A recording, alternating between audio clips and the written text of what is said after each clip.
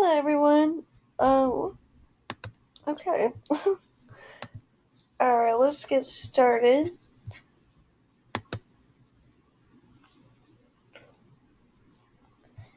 Alrighty. Hello, everyone. My name is Hannah Kennedy, and this is my presentation for the applied assignment. So, of course, we have the table of contents. Alright, and then we're going to dive into a little of my pre-work and who I interviewed and why. So, first off, I decided that I wanted to focus on someone who has the disability. Kind of like one-on-one conversation, of course, about we'll see in the next slide about the particular disability I chose, which was MS. I felt like that is something a lot of people kind of miss out on. It is a very it is a disability, and a lot of people don't really see that. I kind of also wanted to look into an employment, school, like how that is for him socially as well, and medically, if he can get like the right kind of help if he needs, for his disability.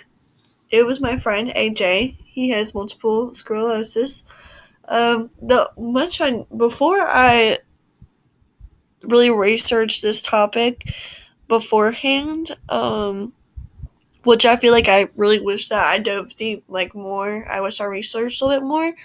But the only thing I really knew was that MS affects the nerves in the brain and spinal cord. It's a central nervous system disease, and I knew of his symptoms, which AJ does walk with a limp, and he does have muscle spasms. So those are a few symptoms of MS. For my research from the course materials, I really found it helpful to look at the race, identity, stereotyping, and voluntary oppression. I know it's such a typo. But I found like it to prove how stereotypes in school were for AJ, and how he was made fun of by like the way he walked, and he just get picked on constantly his whole life because he's always had that kind of walk. But a lot of people just kind of made fun of him, and I learned a lot more from interviewing him. And then, of course, the ADA, how it changed the world. So thankfully, the ADA was passed, and it prohibits discrimination in like the workplace and school. Some parts of that, and of course, healthcare. Of course, you can't just tell someone they can't come here because they have this disability. But I really wanted to bring that one up because that is a big overview of, I think, a lot of our topics. And then, of course, research that I found online that were kind of helpful. This MS and school concerns. This one showed a lot more of like the stereotyping in social life in school and how they're affected. Oops. And then adapting to MS stigma across lifespan. And then it also went across in depth to MS with their stigmas and stuff. So, like, a stigma is the perception of just being judged as different, of course, and we all know it's untrue. Another stigma was that a lot of people really don't know about MS, and like, like that it isn't a disability. Oh my goodness, trying to go next. There we go.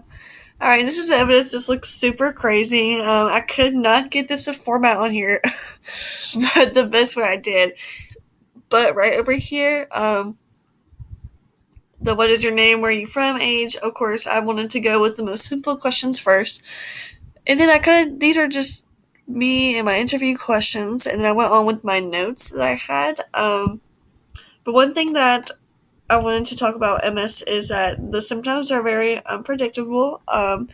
You're you never know. You never know if someone has MS because they're very quiet, as AJ kind of explained. And I know it says Patrick, but that's his real name. His middle name's, honestly, I really don't know. It's AJ. But I wanted to make it a little bit more formal, and he definitely helped me over here for the interview. And he definitely helped me a lot understand more of MS and like how a lot of people don't really ask him about it because we're in a small town, actually, and a lot of people around here aren't really, we don't really, no one really says anything about stuff like that. And he felt like it was really nice to have someone understand him and hear him out. And he was able to talk about how his daily life is. Of course, he explained right here that he walks with his limp because it's caused by like the numbness feeling, and the way he walks, it just from the central nervous system and things like that kind of cause nerve issues. I'm sure later in life he said they recommended him to walk with a cane, but he feels he doesn't need one. He's definitely he just kind of continues with his daily life. Like, I mean, it's not anything really super different for him. One thing socially, the social stuff is definitely what's hard for him, he said, because there's a lot of people that will like make fun of him, of course, like I said, and things like that. Also, another thing about him being in school is that where we went to school at as kids, they kind of gave as well as me, because I have scoliosis, which is, everyone knows as a curve of the spine, and they would accommodate us or try to put us in what they called a special classroom in order during big state testing, in case we needed to sit up, take breaks, and kind of keep us away from the other classrooms, which was really weird for us, I would say. But it was optional, so we did not have to do that, and I was really thankful for that. And they also involved us in a room with all kinds of people with different disabilities, which was also actually kind of cool. Like, I really feel like everyone should be in the same classroom, I feel like, because, I just feel like that's just the way it should be. Of course, like, I think everyone should have, like, the option if they want to stay aside in a different form of classroom. But, yes. Um, yeah, like I said, he just kind of learned to adjust. Alright, then we're going to move on to new learning. So, what I learned about inclusion is it defines as a practice of providing equal access to opportunities and resources for people who might otherwise be excluded.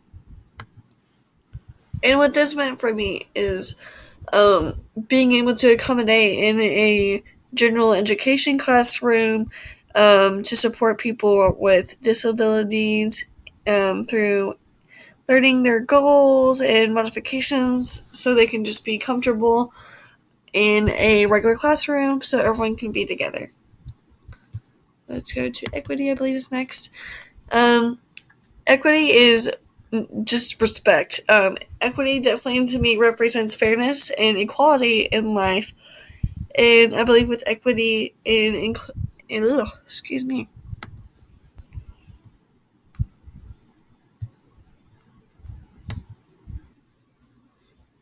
Alright. Alright, so lastly, in order to understand more about disabilities and